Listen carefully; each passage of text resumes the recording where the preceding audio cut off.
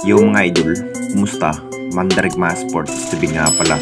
Ating pag-usapan, Barangay Nibra, bagong big man ni Coach Tim bilang backup sa playoffs at bagong role nga ni Bon Pismal sa kupunan ng Barangay Nibra. Pero bago na nga yan, kung bago lang sa aking channel, huwag mong kalimutan mag-subscribe at i-click ang notification bell para like kang updated sa tinitest upload natin. Pero ating talakayin, una natin pag-usapan, so maraming player pa rin ng ating Barangay Nibra na hindi pa rin sapat para mabibigyan nga ang nasabing coach na si Coach Tim mga idol ng mahabang playing time.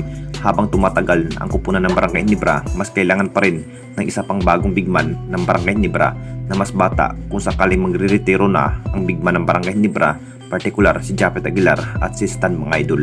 Hinihintay pa rin ng lahat kung kailan pa nga ba nahuhugot nga ang kupunan ng Barangay Nibra.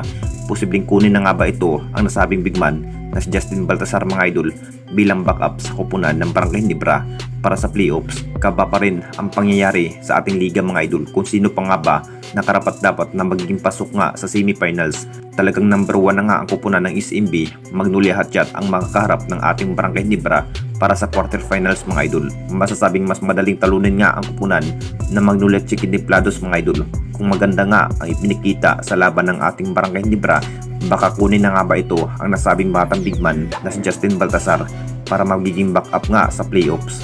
Sa naging bawat ipinikitang laban nga ni Justin Baltasar mga idol, mahusay pa rin sa pagkikipaglaban at advantage na rin ni Coach Tim mga idol na maghanap na mas batang big man. At dito na naman tayo sa isa pa nating balita, bagong role ni Bon Pismal sa kupunan ng Barangay Nibra. Alam naman nating lahat mga idol, napapansin nga ang lahat sa bagong role nga ni Bon Pismal para sa kupunan ng Barangay Nibra na parang hindi pa rin mabibigyan ni Coach Tim si Bon Pismal para makapaglaro nga sa bawat laban. Nagiging masyadong walang kumpiyansa pa rin ni Coach Tim mga idol kung bakit hindi pa rin mabibigyan si Bon Pismal ng mahabang playing time. Talagang gugulat nga ang lahat dito mga idol kung sakaling mabibigyan niya ng bagong role si Bon Pismal para sa kupunan ng Barangay Nibra. Nakita naman nating lahat mga idol na may potential pa rin ang nasabing gunner sa outside shooting.